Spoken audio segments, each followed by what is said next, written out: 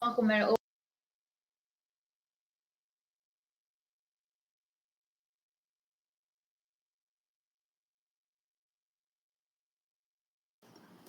Buenas tardes.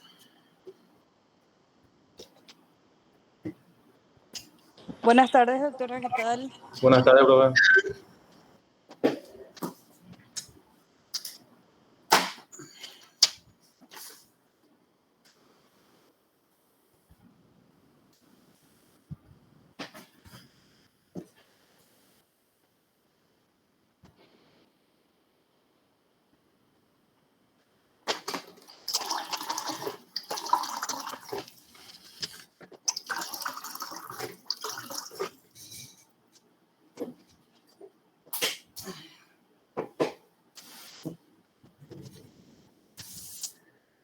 Vamos a comenzar con lo que habíamos quedado pendiente en la clase pasada. No sé si pudieron mirar algo los compañeros Leandro, Milena y Andrea. Buenas tardes, profe. Sí, hice mi investigación. Súper. ¿Y qué comentario podés hacer al respecto? Que lo que sucedió en el mes pasado fue que la Corte Constitucional de Colombia el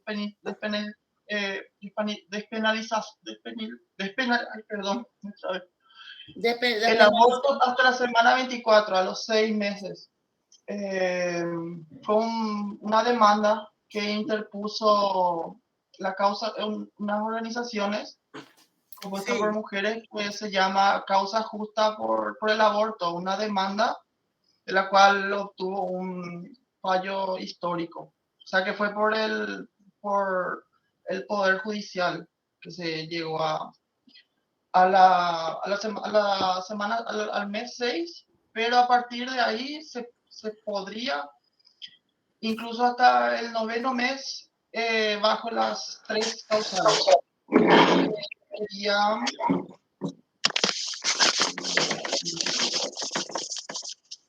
en caso de que corra peligro la vida de la madre, en caso de abuso o en caso de que la persona alegue una enfermedad mental que no está en condiciones físicas o mentales. Bueno. Eso sería resumidas cuentas. ¿Desde cuándo rige ahí este sistema? Desde 21-22 fue una sentencia. La sentencia anterior fue de las 3 causales, fue en 2006, y esta nueva fue el 21 de febrero de 2022. Bueno, muchas gracias, Leandro, por tu aporte. Milena. Hola, profe, ¿qué tal? ¿Cómo estás? Bien. Les procedo a leer un poquitito lo que pude juntar. Es realmente extenso porque no fue presentado solamente una vez este proyecto de ley. Y sí, puedo empezar a leer sin problema. Sí, pero trata de hacer lo que te parezca lo más importante, ¿verdad? Así como un resumen. Sí, profe. Excelente, adelante. Bueno, el proyecto presentado por el presidente fue aprobado en la Cámara de Diputados por 131 votos afirmativos y 117 negativos. En la Cámara de Senadores por 38 votos a favor y 29 en contra. Espera,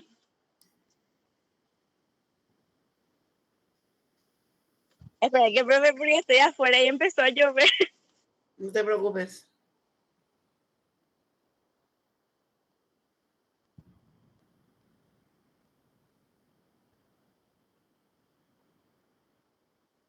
Bueno, profe, el sistema de aprobación de leyes sería casi igual que acá en Paraguay. Pasa por la Cámara de Diputados y Senadores. La ley del aborto estaba aprobada en Argentina, pero solamente en casos terapéuticos y también por violaciones, pero a mujeres, decía, a mujeres idiotas o dementes, decía la ley. Eso regía desde 1921. En 2010 empezó a regir por violación en todo tipo de casos, no importa la calidad el estado mental de la mujer, no importaba. Sí. Ahora se aprobó la ley y es en todos los casos, pero hasta la semana 14. Pasando la semana 14 es delito y solamente es permitido en casos terapéuticos y por violación, nada más. Después de la semana 14 sí ya es delito. El derecho a la vida sí estaba regido en su Constitución Nacional en Argentina. Ujú. Defendía también el derecho a la vida desde la concepción. Ujú. Ahora, por ejemplo, yo busqué y busqué y busqué muchísimo y ya no habla más del derecho a la vida desde la concepción y tampoco del derecho del niño desde la concepción, sino desde el nacimiento. Ujú. Había una ley, un tratado internacional sobre el derecho de los niños y los jóvenes y fue derogado, y así también toda parte donde hablaba del derecho a la vida se empezó a cambiar por desde que el niño nace hasta los 18 años, y habla del derecho a la vida en casos de, por ejemplo, protege la dignidad de la persona, más no de la persona no o sea, de la persona que aún no nace, porque se garantiza el derecho a la vida de la madre en vez del no nacido aún. Perfecto. ¿Y desde cuándo rige? Desde el 2021, ya te digo.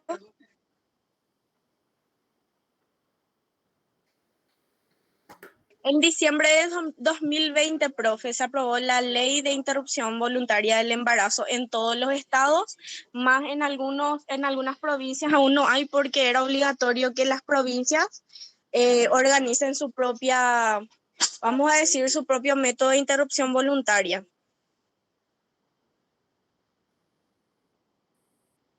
O sea que estaba abierto o está abierto a que se reglamente en cada provincia de manera distinta.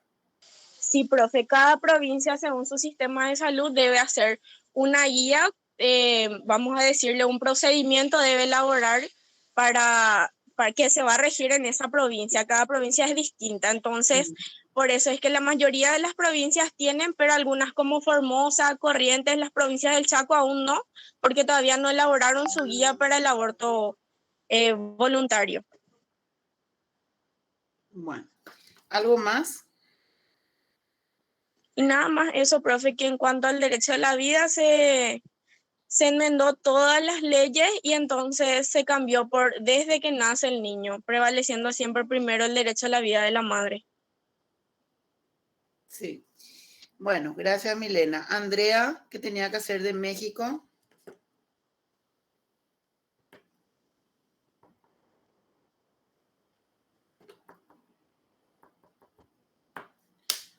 Andrea.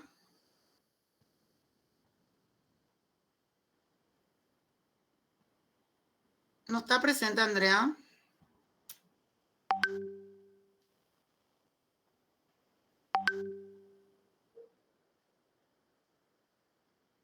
Parece que no, profe. Milena. Sí, profe, a mi compañera creo que le tocaba México y yo investigando un poco, encontré que en la Constitución Nacional de México no habla mucho sobre el derecho a la vida. No vas a encontrar, por ejemplo, una ley que diga todos los mexicanos tienen derecho a la vida. Está, vamos a decirle, tácito. Y sí era legal en en algunas ciudades, pero ahora ya es legal en todo el territorio mexicano y sin, vamos a decirle, sin libre. No se pide ningún requisito en especial del que se vayan y digan por qué, pero sí o sí tienen que firmar un consentimiento, nada más, esos son los requisitos. Mm.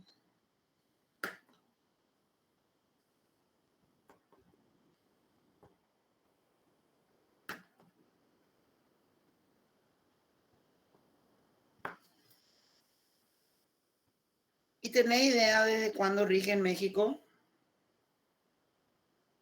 No, yo no investigué a fondo, pero sí sé que también fue contemporáneo cuando o sea, contemporáneamente con Argentina. Ahí entró Andrea. Profe, buenas tardes. Buenas Profe, me das 10 minutos, me das 10 minutos, me bajo del bus y te comento brevemente lo que yo investigué, profe, ¿sí? Bueno, Porfa. mientras se organiza Andrea, vamos a hacer los comentarios ya de los casos de Argentina y el de Colombia. ¿Vieron ustedes cómo nosotros estamos analizando, ¿verdad? A nivel cómo como este derecho a la vida que nosotros entendemos que nace del derecho natural, que es inherente al ser humano, ¿verdad? Sin embargo, por el principio de soberanía, eso es lo que, por eso yo justifico, o sea, coincido con muchos juristas, que este derecho natural, cualquiera sea, llámese derecho a la vida, derecho a la libertad, pero como hay mucho material con respecto a este tema del aborto, ¿verdad?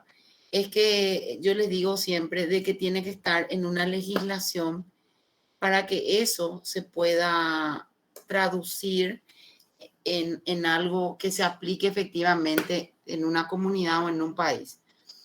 Y vieron como en el caso de Argentina, por ejemplo, hay una variación en cuanto a la concesión de a partir de cuándo se va a proteger el derecho a la vida. Es verdad lo que dice Milena, que antes o anteriormente, ¿verdad? Ellos protegían también desde la concepción, al igual que nuestro derecho. En realidad, el derecho paraguayo en la parte civil, por lo menos, y en esta parte que estamos viendo, analizando, es bastante similar el derecho paraguayo al derecho argentino. No obstante, podemos ver que se respeta este principio de la soberanía y en ese sentido es que cada país puede hacer las modificaciones y adaptar estos derechos a lo que cree o considera es viable o es aplicable en ese momento histórico a su país, ¿verdad? Todo depende también de la constitución nacional de esos países,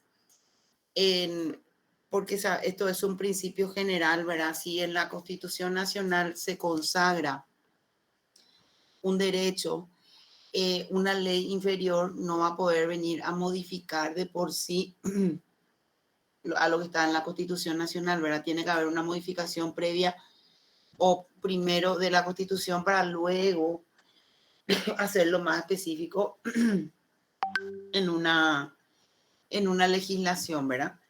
Y como ven, esto data de, según nuestros compañeros, en Colombia en el 2022 y en Argentina en el 2020, con lo cual estamos viendo que es una corriente actual esta división o digamos, este entendimiento o esta interpretación del derecho a la vida y separar, como en el caso de ambos países que vieron, ¿verdad?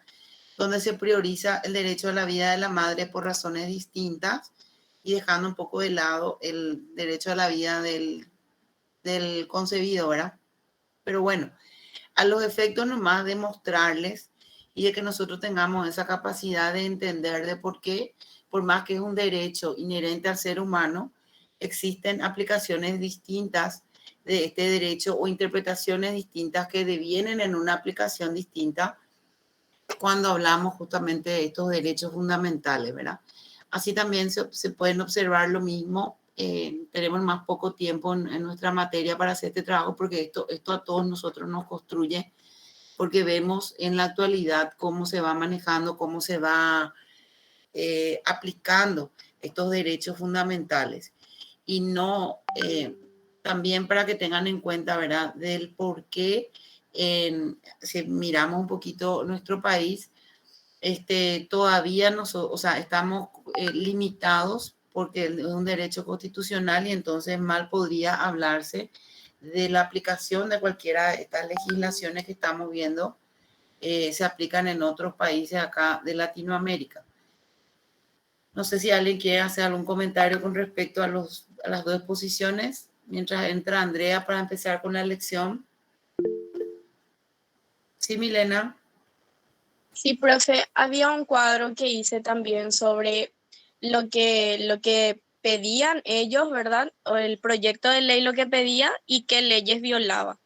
Pero también había uno que aclaraba que decía que el aborto era un tema de salud pública y era un derecho reproductivo de la persona, creo que decía así, y que por eso se respetaba, más no el legalizar el aborto incitaba a las personas a abortar, sino que lo hacía en seguridad, ya que era un tema de salud pública y de mortandad materna.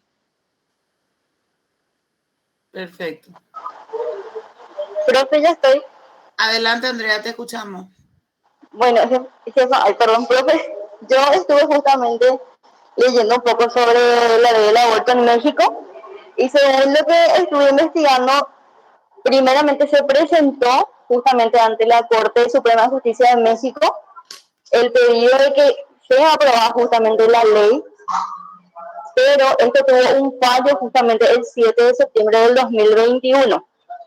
Posterior a eso, hubo prácticas clandestinas que derivaron justamente en varias muertes de niñas a adolescentes entre 14 a 17 años de edad, y por ende volvieron a presentar ese proyecto para que sea aprobado justamente debido a que la tasa de mortalidad de las, por así decirlo, de las nenas, es decir, de las adolescentes,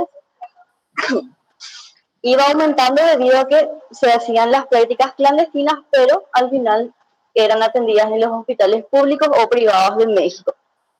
Bueno, la cuestión es que esto fue justamente aprobada el 9 de septiembre, fue justamente rechazada la primera solicitud. Se volvió a solicitar esto para el mes de diciembre, ahí fue aprobada la ley, pero en este caso bajo algunas que otras condiciones también que había que cumplir. ¿Me escuchan bien ahí? Porque estoy Sí, agitada, pero... yo te escucho muy bien. No sé, Sí. los compañeros. Sí, compa. ¿Sí? ¿Me escuchan bien? Ok, bueno. En este caso se tenía que cumplir algunas cláusulas federales, así le llamaban ellos a lo que era la ley, y se podía interrumpir, por así decirlo, el embarazo entre generalmente 90 días o 12 semanas de gestación como máximo.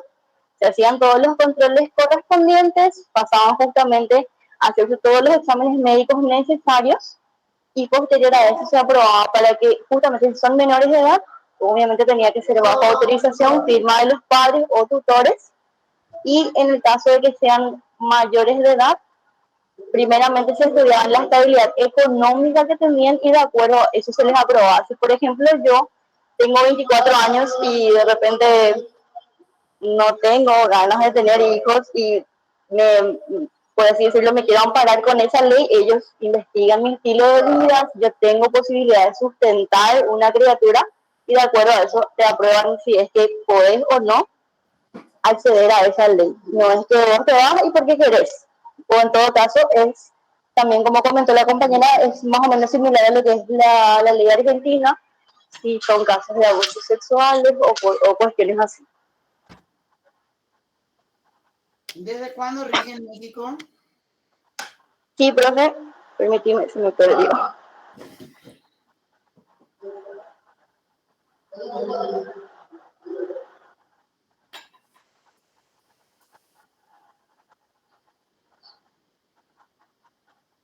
Sí, desde el 9 de septiembre del 2021, profe, perdón.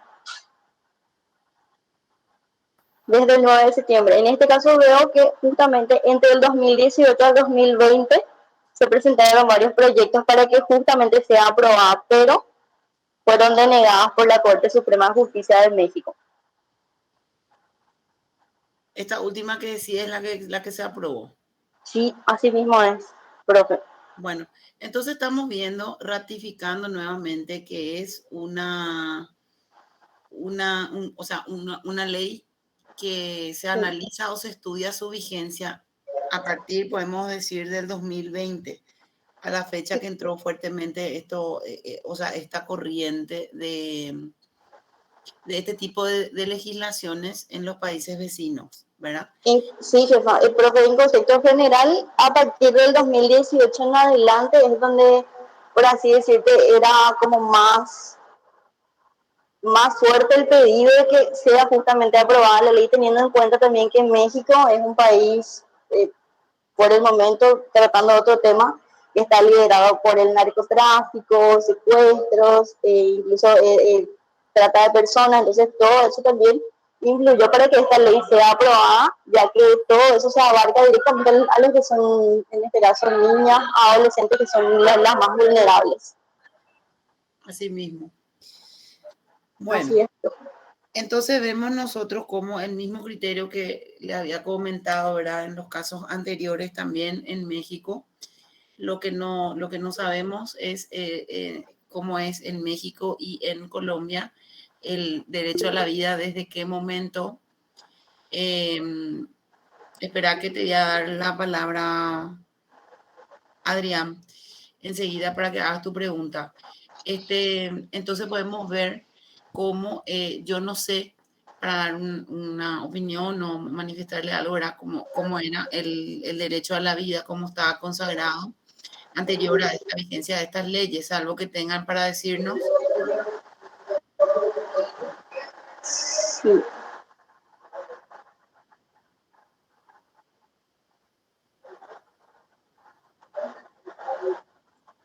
Pero que sabes que hay un punto muy importante también que se destaca en este caso con lo que es el derecho, la ley del aborto en México, que se hacían primeramente los exámenes médicos a las mujeres embarazadas y si denotaban alguna malformación en el feto también accedían a lo que es la ley del aborto. Mm.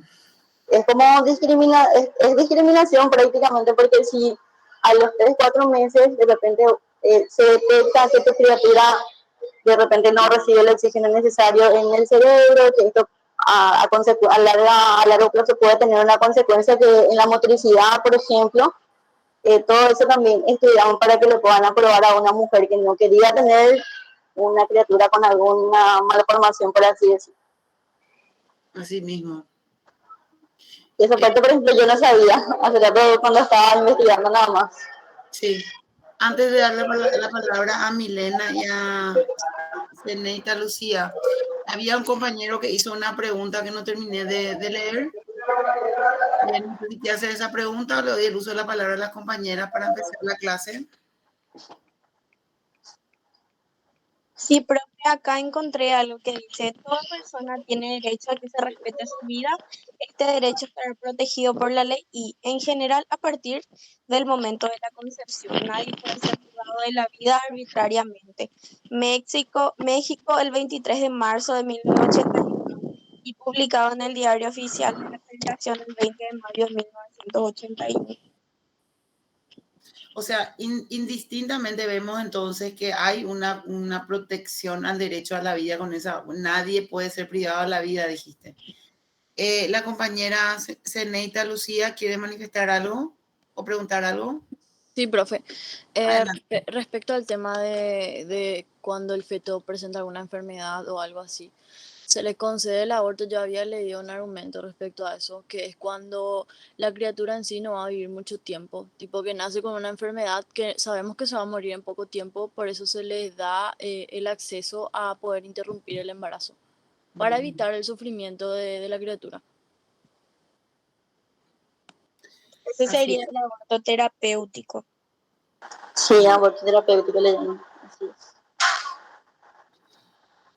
Bueno, esta es entonces, a ver, todo esto que ustedes están diciendo en los diferentes países, las razones o los motivos que llevaron a estos países a la aprobación de estas leyes son las diferentes razones que fueron mencionando. Depende del lugar donde haya sido aprobada esa ley, que es lo que se conoce con el nombre de fundamentación de la ley, ¿verdad?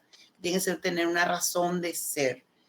Evidentemente, podemos decir de que anterior a esta legislación había una protección al derecho a la vida de manera integral y por tanto tampoco estaba permitido el aborto porque vulnera de alguna manera el derecho a la vida de un no nacido, pero de un ser humano también. Bueno, entonces, para cerrar un poquito el derecho natural, ¿verdad? Que es la lección anterior, ¿verdad? Y entrar ya en el derecho positivo, vemos, otra vez le voy a ratificar que estos principios generales que apoyan o soportan la idea de que son derechos inherentes al ser humano, universales, ¿verdad?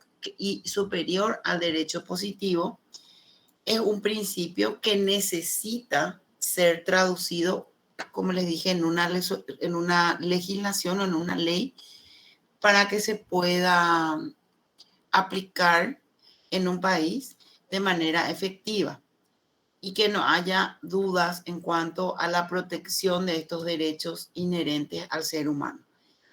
Como les digo, es muy amplio. Silvestre.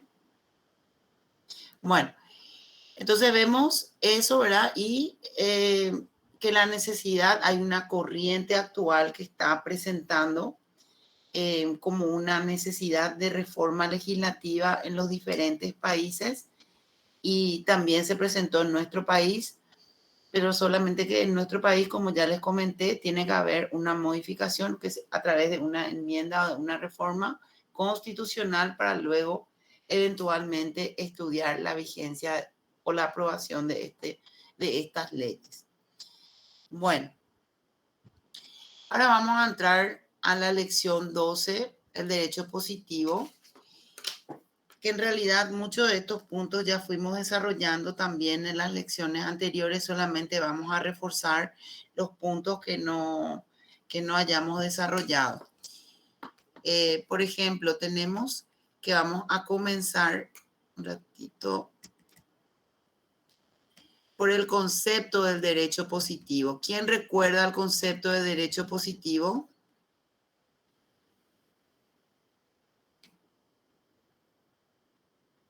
¿Quién recuerda el concepto del derecho positivo? Mira que rendimos el martes. Profe, en mis palabras, Decime. derecho positivo sería todas aquellas leyes desde el primer momento que se inició la Constitución, igual sean derogadas o no hasta la actualidad. Que rigen con carácter obligatorio en una época determinada. Ahí tienen el concepto de derecho positivo. Conjunto de normas jurídicas creadas o impuestas por el Estado para regir la vida en una época determinada.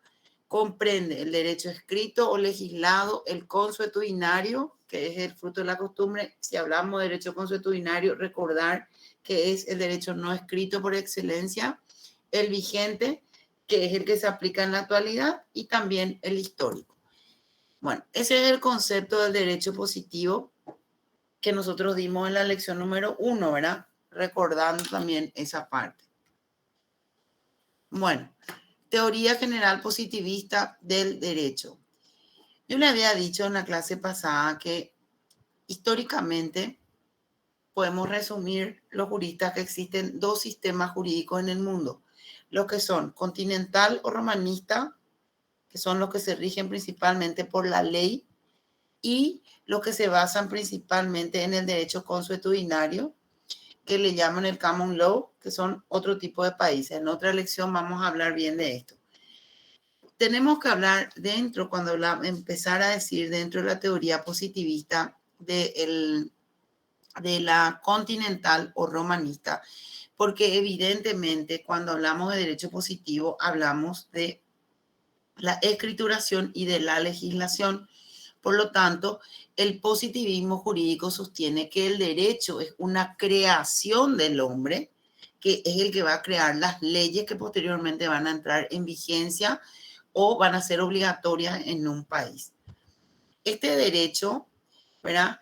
Entonces, es un conjunto de leyes creadas por el hombre que van a regir con carácter obligatorio en una época determinada con una finalidad. ¿Cuál es esa finalidad? Regular la conducta humana.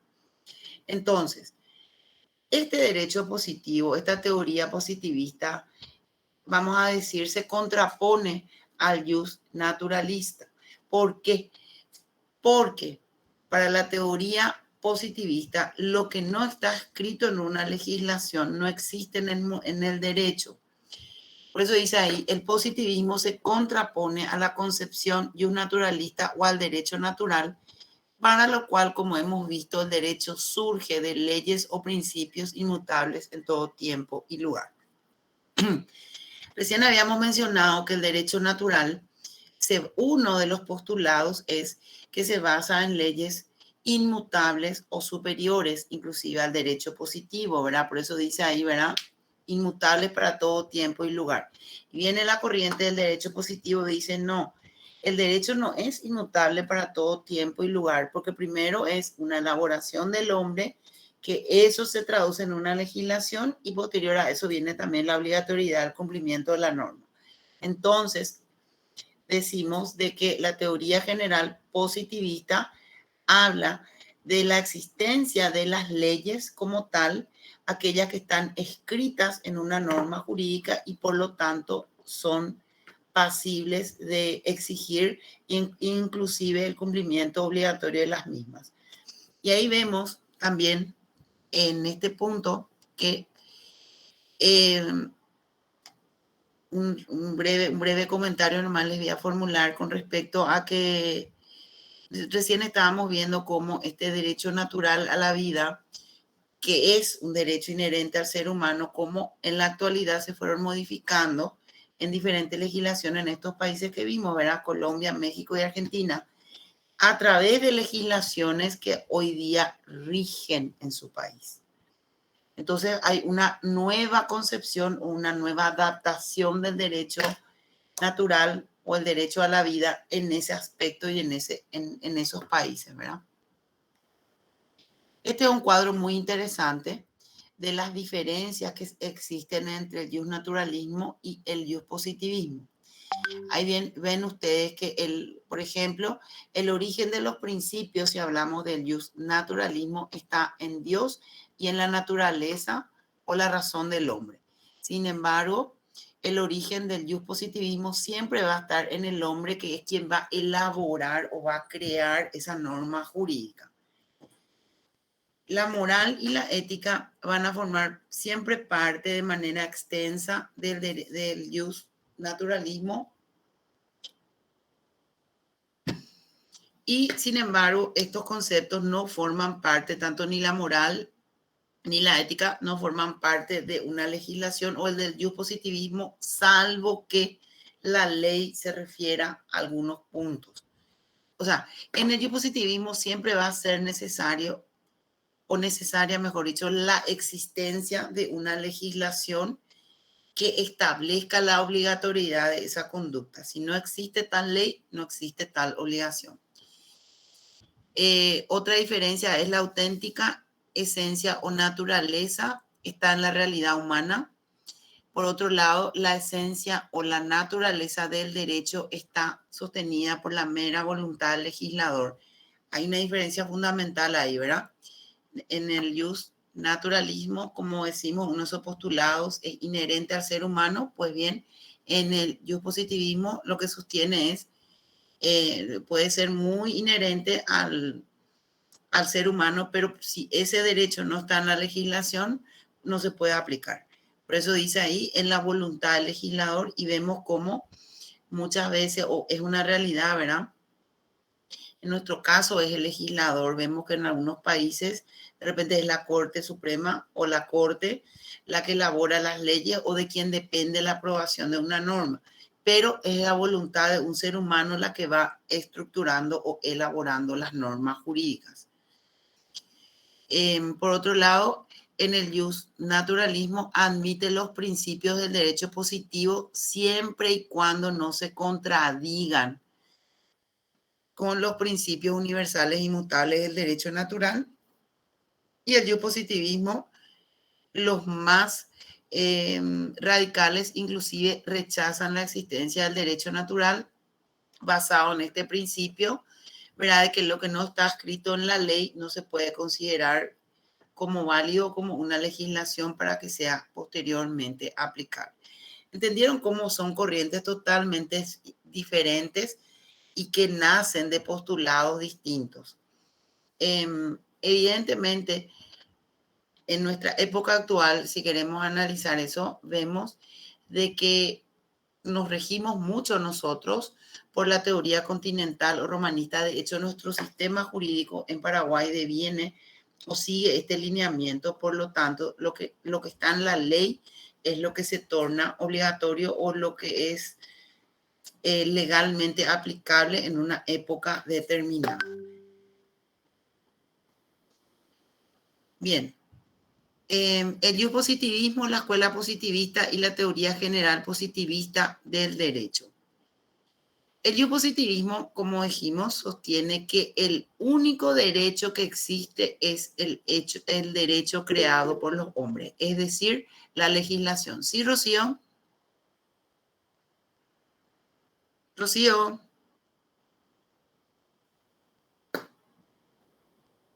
No sé si se te levantó nomás. Bueno, ¿están viendo la diapositiva acá, chicos? Sí, profe. Sí, profe. Excelente. Seguimos entonces. Bueno, entonces, el positivismo, la escuela positivista y la teoría general positivista del derecho. Bueno, el desarrollo de la ciencia jurídica fue posible a partir de la actitud positivista que reconoce que ciertos hechos de los hombres son las fuentes del derecho. Ahí vamos, de dónde surge, de dónde nace una legislación, de aquellas conductas que pueden tener relevancia a la legislación, o sea, que puedan tener relevancia jurídica y se elabora una legislación. Entonces, el único derecho que existe es, como les vengo diciendo, es el creado por el hombre que se traduce en una legislación. Y entonces, el positivismo jurídico que se difunde se difunde con mayor amplitud es a partir de la segunda mitad del siglo XIX y principio del XX y se manifiesta en una tendencia por elaborar racional y formalmente este derecho que va en permanente evolución. Nosotros no podemos decir que ya está todo evolucionado y que ya está todo creado y que ya no. Lo que sí tenemos en la mayoría de los países del mundo, seguimos esta corriente romanista, ¿verdad? Que es la que nos impregna estas ideas de que tiene que estar en una legislación para hablar después del cumplimiento obligatorio de la norma. Rocío, no sé ni si querés preguntar algo, se te quedó levantada la mano.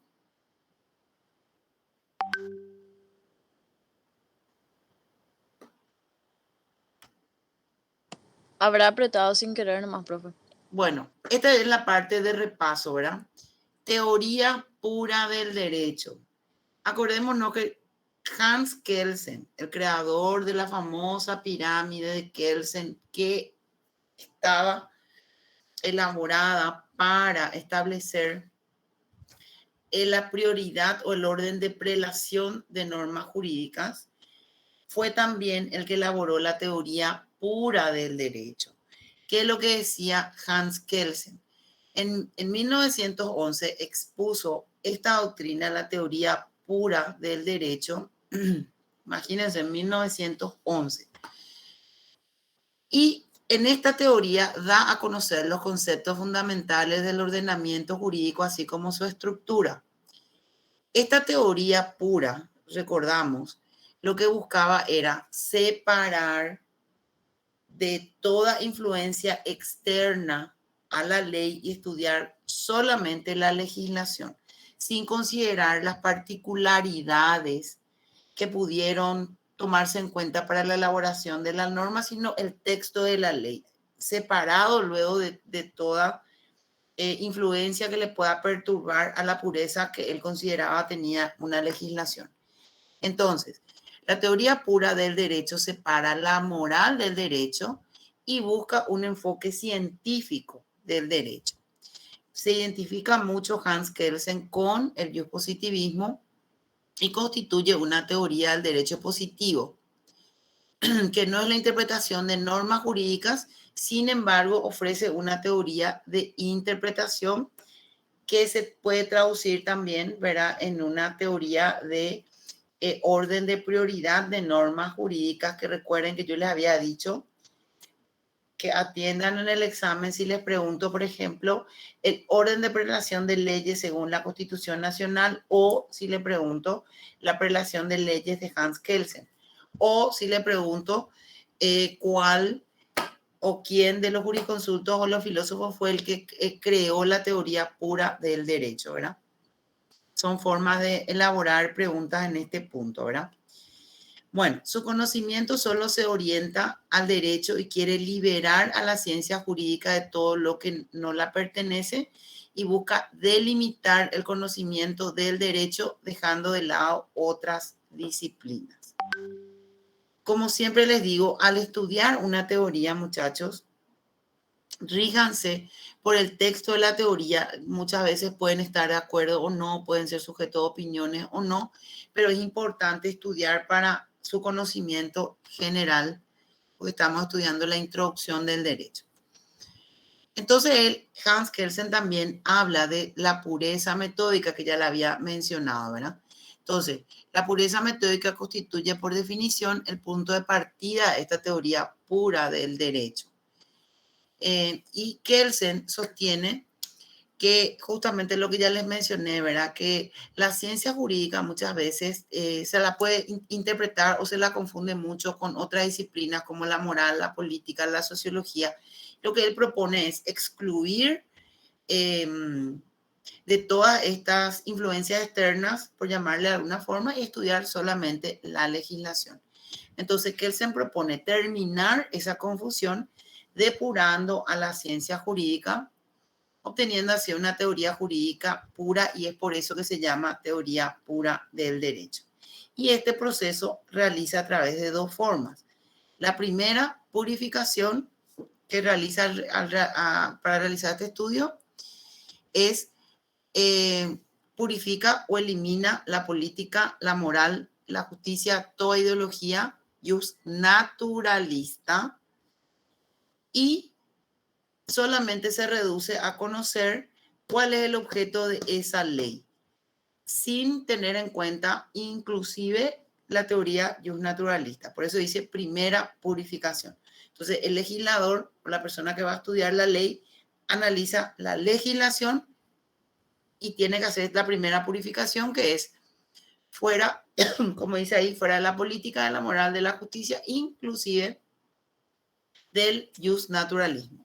En una segunda purificación, entonces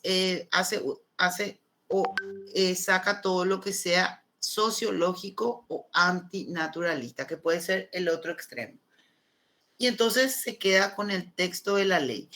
Ejemplo, con esta pureza metódica, si vamos a analizar el derecho a la vida, no podemos mencionar, o sea, no podemos ni siquiera decir que tiene su razón de ser en el derecho natural. Hay que buscar la interpretación del texto de qué es lo que protege el derecho a la vida y nada más. ¿Y por qué se protege? ¿Cuál es el objeto de esa legislación? La protección al derecho a la vida, sin analizar el contexto social, político, moral, de natural, lo que sea, nada de eso. Por eso habla de pureza metódica. Tiene también a ver, ¿cómo les digo? Es un pensamiento de procurar evitar hacer un realce en la voluntad del legislador, ¿verdad? Que no sea eso lo que prime en una interpretación de la ley o en un estudio de la ley, sino que la legislación como tal. Por eso habla de pureza metódica. Esto ya habíamos dado también, creo que en la lección 5 les había facilitado, son las mismas diapositivas, así que vamos a pasar de largo. Hecho, natural y significación, que se refieren también a partes de la teoría pura, ser y deber ser, causalidad e imputación. También ya les pasé esta parte, ¿verdad? Que era la causalidad y que era la imputación según Hans Kelsen. Los que ya leyeron los materiales pueden confirmar que esto ya tienen ustedes, entonces voy a considerar ya que ya desarrollamos, porque si no vamos a detenernos mucho. Bueno, principales características del ordenamiento jurídico según Kelsen. Bueno, dentro de esta teoría de la pureza metódica en la evolución del estudio que él hace, él habla obviamente de un ordenamiento jurídico. ¿Y qué es lo que es el ordenamiento jurídico? El ordenamiento jurídico es establecer, primero, una estructura de leyes y un orden de prelación de leyes, ¿verdad? Que permita establecer las características principales y un orden legislativo, por llamarlo de alguna forma. Entonces, en este ordenamiento, las relaciones de subordinación de las normas están regidas por diferentes jerarquías, que es lo que Kelsen explica a través de su famosa pirámide de Kelsen, que desde luego se llama luego así, ¿verdad? Que él habla que existen un sinnúmero de legislaciones, pero estas legislaciones tienen una jerarquía de importancia que hacen o que tornan aplicable o no una en vez de otra de acuerdo al lugar o a la jerarquía que ocupa. Cada norma para integrar válidamente el sistema debe ser creada por un órgano competente mediante los procedimientos previstos en una norma superior y con contenido que no contradigan a los otros preceptos que están contenidos en las normas superiores, ¿verdad?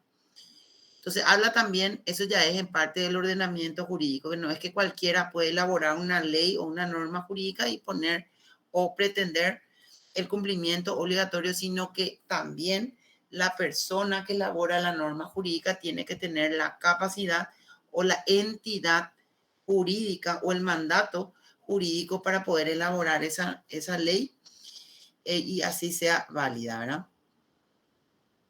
En casi todos los niveles del ordenamiento jurídico hay creación de una norma y aplicación de las normas por parte de los superiores. En la ejecución de una sentencia, después le voy a hacer la explicación de esta parte, pues le voy a leer primero. En la ejecución de una sentencia, que él llama que una sentencia judicial es una norma individual, no hay, dice él, una creación de la norma, sino una aplicación. En la formulación de la primera Constitución no hay aplicación de normas jurídicas preexistentes, solo hay creación y aplicación simultánea del derecho. Con respecto a la sentencia, ¿verdad?, judicial, Hans Kelsen dice lo siguiente, que una sentencia judicial trae aparejada la obligación de cumplimiento por parte de la persona mencionada en esa sentencia, que puede ser el demandante o el demandado o el condenado o lo que fuera, ¿verdad? Que la persona a quien la sentencia judicial se refiera como el obligado a cumplir esa sentencia, es lo que él habla, que en ese sentido no hay una creación de la norma, sino solamente una aplicación, y esa es la persona obligada en base a este esquema que elaboró él del cumplimiento, en ese caso, de esa sentencia judicial. Y por último menciona que lo de la Constitución Nacional, ¿verdad? Que obviamente también en su pirámide de Kelsen, él la coloca en la cúspide, porque obviamente es la ley fundamental de una república, de una nación, la que está capacitada para establecer los derechos fundamentales, las garantías, el sistema de ordenamiento jurídico, y dentro de ese sistema de ordenamiento jurídico va a establecer cómo se va a organizar, vamos a decir, un Estado, cuáles van a ser las atribuciones de los diferentes poderes, es decir, un ordenamiento jurídico general. ¿Están entendiendo, verdad? Chicos. Sí, profe. Vamos a ver el martes. Se escucha, se entiende bien. Bueno, me encanta. Bueno, esto también ya habíamos dado, el derecho subjetivo y su reducción al objetivo. Ustedes van a ver que en muchas partes de nuestro programa sucede esta repetición, ¿verdad? Porque son puntos que tienen que estar inmersos. Esto también está en la lección 7. Quisiera que me confirmen, por favor, que tengan esta diapositiva, porque esto ya lo desarrollamos. Y por eso no quiero parar acá, sino seguir nomás, ¿verdad? Justamente, Siempre. profe, nos falta a nosotros la lección 1, 2, 6, 10, 9 y 11. Sí, eso es lo que... Junior.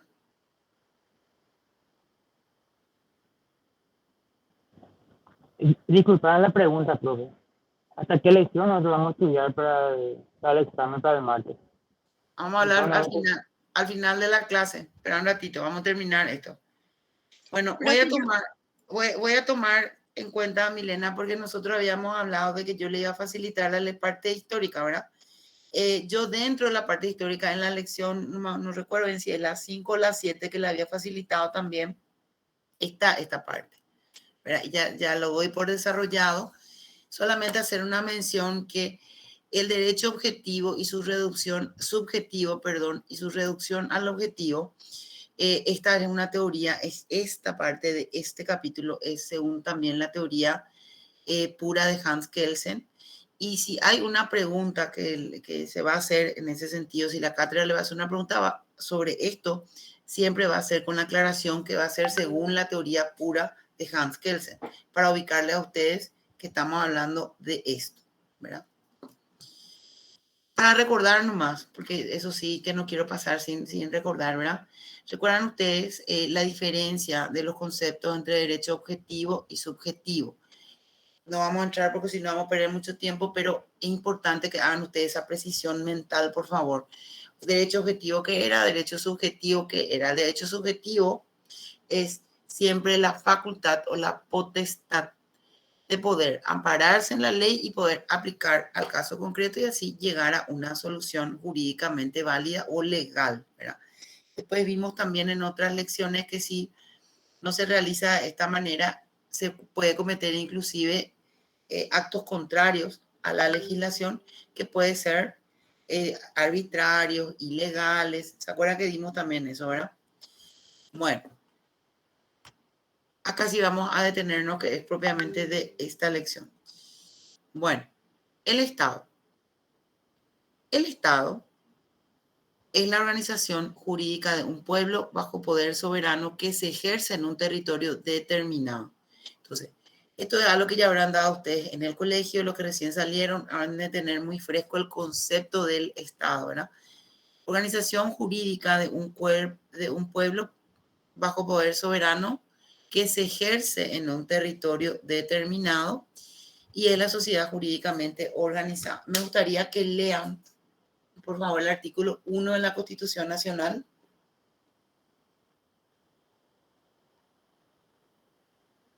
¿Qué dice el artículo 1 de la Constitución Nacional? La República del Paraguay es para siempre libre e independiente. Se constituye en el Estado social de derecho unitario, indivisible y descentralizado en la forma que se establecen esta Constitución y las leyes. La República del Paraguay adopta para su gobierno la democracia representativa, participativa y pluralista, fundada en el reconocimiento de la dignidad humana. Bueno, de lo que leíste, Ingrid, te pregunto, ¿cuál es el sistema de gobierno? Según la Constitución Nacional, poner que yo le pregunto, según la Constitución Nacional, ¿cuál es el sistema de gobierno de Paraguay? La democracia representativa, ¿Después? participativa y pluralista. Muy bien. La respuesta tiene que ser completa. Entonces, repetí un poco. ¿Cómo es el sistema de gobierno en Paraguay? Según la Constitución Nacional. Adopta para su gobierno la democracia representativa, participativa y pluralista. Bueno, perfecto. ¿Cuáles son los elementos del Estado? Población, territorio y poder. Población, conjunto de personas físicas comprendidas entre nacionales y extranjeros que viven en el territorio, en este caso, dentro de un Estado, y la pertenencia de una persona a un Estado se halla condicionada por la nacionalidad, y esto difiere de la ciudadanía, que es la facultad de intervenir en la vida política del Estado. Nosotros ya dimos también estos artículos constitucionales donde hablábamos, ¿se acuerdan? Quiénes eran nacionales y quiénes eran ciudadanos. ¿Se acuerdan que dimos eso en la Constitución Nacional? Vamos a leer el artículo 146 al 148, por favor.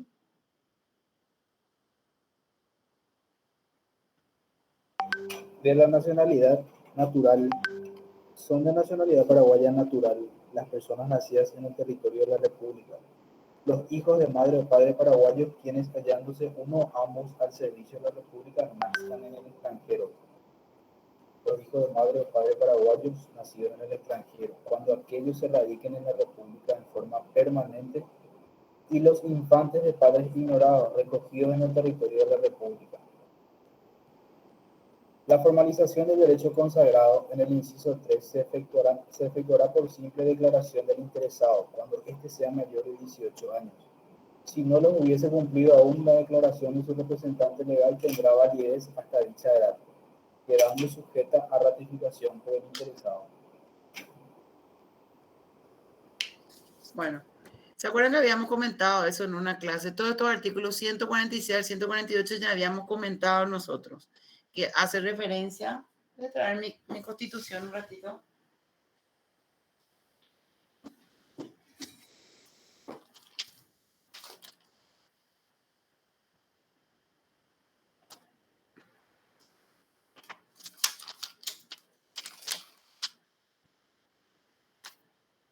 Sí, de la nacionalidad y la ciudadanía, ese capítulo que antecede. Después está el 147 de la no privación de la nacionalidad natural, que es el 147. ¿Quién puede leer, por favor? Artículo 147. Ningún paraguayo natural será privado de su nacionalidad, pero podrá renunciar voluntariamente a ella. Entonces, ¿es un derecho de quién? ¿Del Estado o del ciudadano? Del ciudadano, profe. Muy bien. 148 que habla de la nacionalidad por naturalización, que se refiere a los extranjeros que viven en el territorio paraguayo. ¿Cómo pueden obtener los extranjeros que vivan en el territorio paraguayo la nacionalidad paraguaya? Por mayoría de edad, radicación mínima de 3 años en territorio nacional, ejercicio en el país de alguna profesión, oficio y buena conducta definida en la ley. Bueno, creo que es muy sencillo, esto no hay nada que explicar, ¿verdad? Pero acuérdense que si desarrollamos artículos de la Constitución Nacional, hay que estudiar. Y por otro lado tenemos de la nacionalidad el 152 y 153, perdón, eso habla de la ciudadanía. ¿Quiénes son considerados ciudadanos paraguayos? Artículo 152.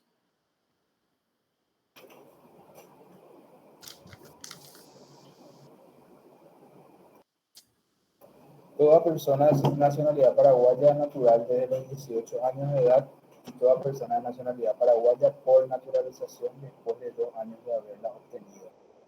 Bueno, según la Constitución, eso puedo preguntar de la siguiente forma. Según la Constitución Nacional, ¿cómo se adquiere la ciudadanía paraguaya? Y tienen que estar la respuesta dentro de las opciones, tiene que estar la propuesta de la Constitución Nacional, porque estamos desarrollando eso, ¿verdad? Toda persona de nacionalidad paraguaya natural desde los 18 años de edad. O sea, tiene que ser paraguayo natural y cumplir 18 años. Toda persona de nacionalidad paraguaya por naturalización después de 2 años de haberla obtenido. El territorio. ¿Qué es el territorio? Es la porción geográfica en la cual se asienta un estado, ¿verdad? O digamos, donde el estado ejerce su poder. Y obviamente este territorio abarca cielo, tierra, aire, agua, todo lo que abarca ese territorio. En todo ese territorio, por el principio de soberanía, entonces nos regimos, ¿verdad? Por una amplitud, y por eso dice, es la porción de espacio en que el Estado ejerce su poder. No es solamente espacio terreno, por decirle, ¿verdad? Sino que incluye todo espacio físico que esté dentro de ese territorio. Y el poder es la potestad jurídica y política ejercida por el Estado sobre el territorio y la población. Artículo 3 de la Constitución Nacional. Artículo 3 del poder público. ¿Quién ejerce el poder público? El pueblo ejerce el poder público por medio del sufragio. El gobierno es ejercido por los poderes legislativo, ejecutivo y judicial, en un sistema de independencia, equilibrio, coordinación y recíproco control.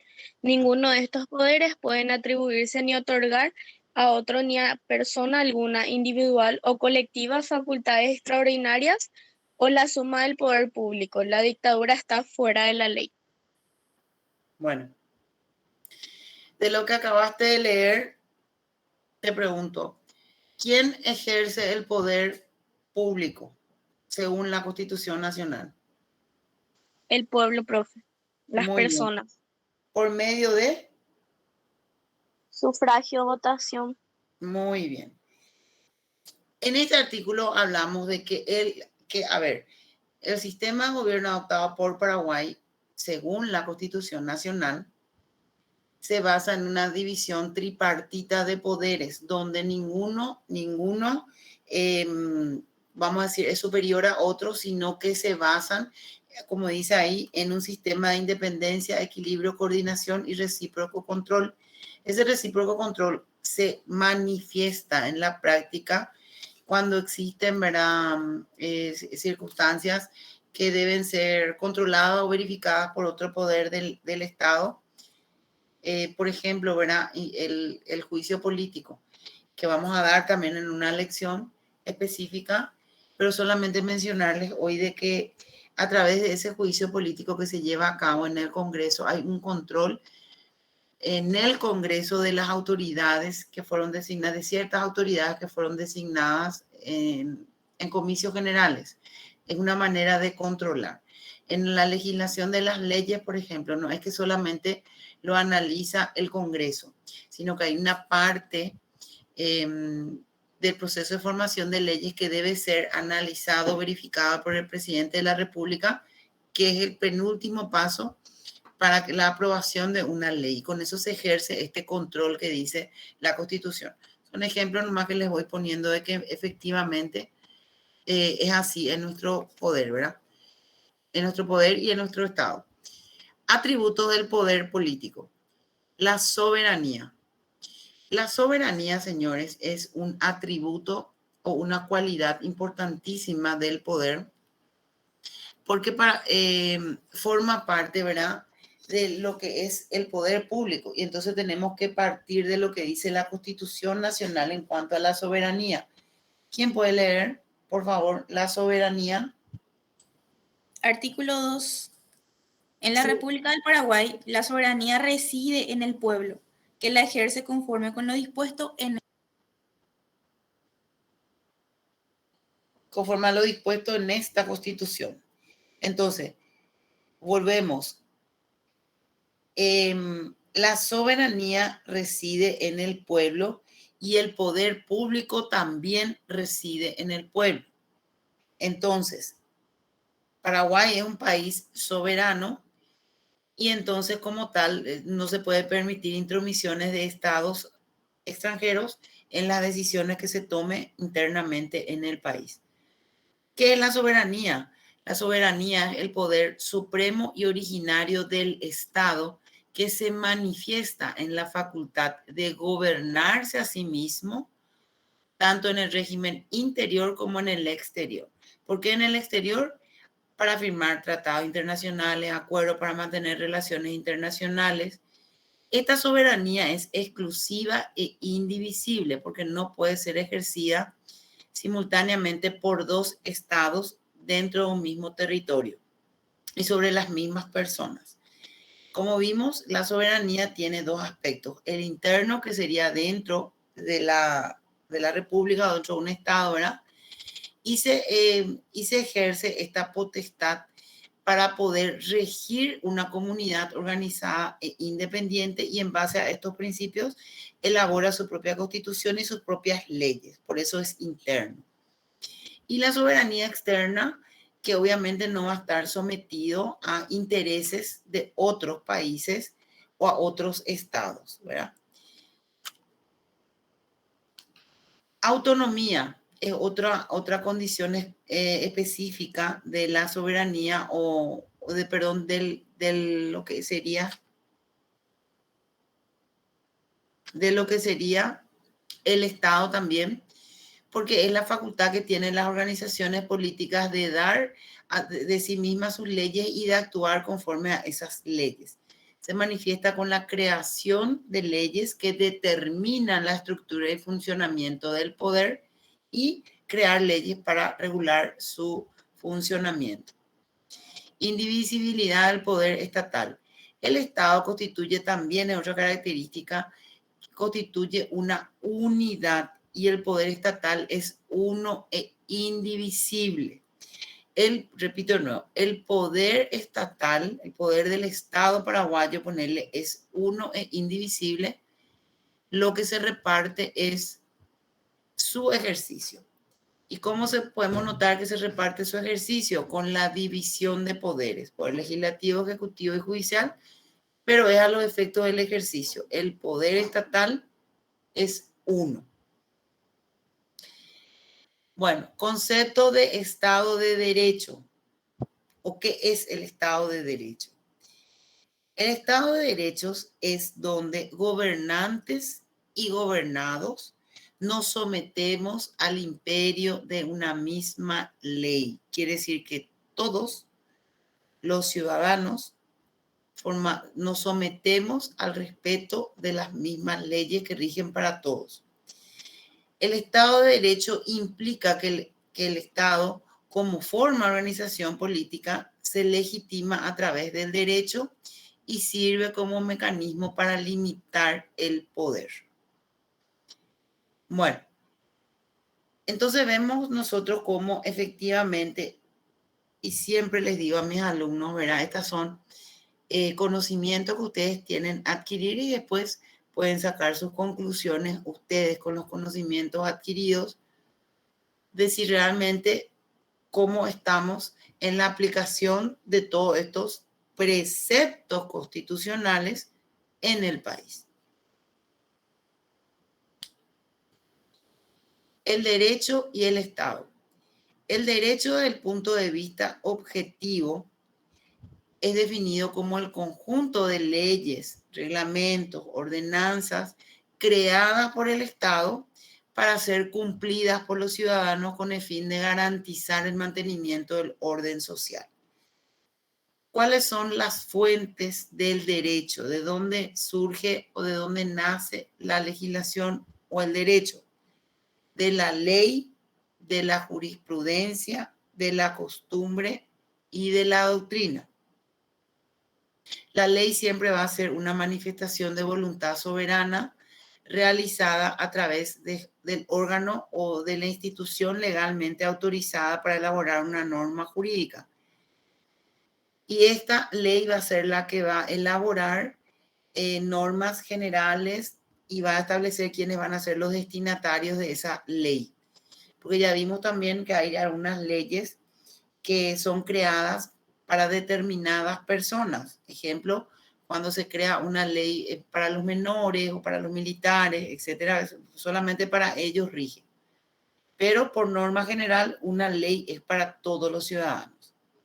La jurisprudencia, que es el conjunto de fallos y sentencias judiciales que van formando, en un mismo sentido, que van formando un cuerpo de soluciones, y de ahí también puede surgir o puede nacer fuente de derecho. La costumbre también es fuente de derecho cuando de esa costumbre surge la necesidad o es necesaria que una ley se refiera a esa costumbre para darle el imperio de obligatoriedad. Y la doctrina, ¿verdad? También, que es fruto de los estudios que realizan los jurisconsultos sobre temas del derecho, que de ahí también pueden surgir fuente de derecho. Entonces, el Estado es la organización jurídica de un pueblo bajo el poder soberano que se ejerce dentro de un territorio delimitado. Lo podemos decir también que es la sociedad jurídicamente organizada. Lo que es el derecho internacional, conjunto de principios y normas convencionales y consuetudinarias que regulan la relación entre varios estados soberanos respetando la soberanía de cada uno de esos estados sin intervenir un estado sobre el otro en ese marco de respeto. Generalmente se realizan en comunidades internacionales que, por ejemplo, la ONU, la OEA, etcétera, ¿verdad? Que una comunidad de estados para donde todos van a relacionarse en el marco de respeto a la soberanía y regulan las relaciones entre sí, ¿verdad? Bueno, eso es lo último de esta lección 12. Si no hay preguntas, me gustaría dar algunas indicaciones para el examen, ¿verdad? Voy a ver si les facilito los materiales en formato Word, como había mencionado, porque yo no les había prometido que yo le iba a dar cada lección, ¿verdad? Porque uno de los objetivos que tenemos en el desarrollo de la clase es que ustedes vayan tomando los apuntes, atiendan y qué sé yo, ¿verdad? Para que puedan también ir fijando las ideas. Bueno, la prueba parcial vamos a llevar a cabo el martes que viene. Les había dicho yo que iba a ser de la lección, hasta la lección que desarrollamos hasta la lección 12, o sea que va a ser de la lección 1 a la 12. De ahí van a surgir las preguntas las preguntas de las 20 que tenemos que poner para nuestro examen parcial. El sistema de examen va a ser el sistema de selección múltiple. Entonces, como es online, van a tener que ingresar ustedes ese día con la identidad que ya tienen reconocida en el Classroom a la hora indicada y el examen va a estar disponible para que ustedes puedan rendir. Es por eso que le había dicho yo desde el inicio prácticamente de nuestra materia, de las clases, que se tomen ustedes el debido sigilo de poder, sobre todo los que trabajan o los que tienen compromiso de poder estar ahora en el desarrollo del examen, porque como se realiza el test de manera online, permanece en la plataforma el tiempo destinado al examen. Va a ser muy claro el sistema es formulación de preguntas por selección múltiple y ustedes van a tener las opciones allí para marcar. Una sola opción es válida por pregunta, de modo que no haya luego duda. El sistema permite que al término, si se programa de esa forma, ¿verdad? Que al término del examen ustedes ya tengan conocimiento de su puntaje inclusive. Entonces, si tienen alguna pregunta, ¿o está todo claro? Yo quería preguntarle algo, profe. Sí. Hace rato dijiste orden de prelación de leyes según Kelsen y según Constitución Nacional. Creo que, profe, según Constitución Nacional usted no nos explicó. En serio, el artículo 137 de la Constitución Nacional que vimos en la primera clase. ¿Leen un poco? Ya, profe, ahora estoy buscando. Sí.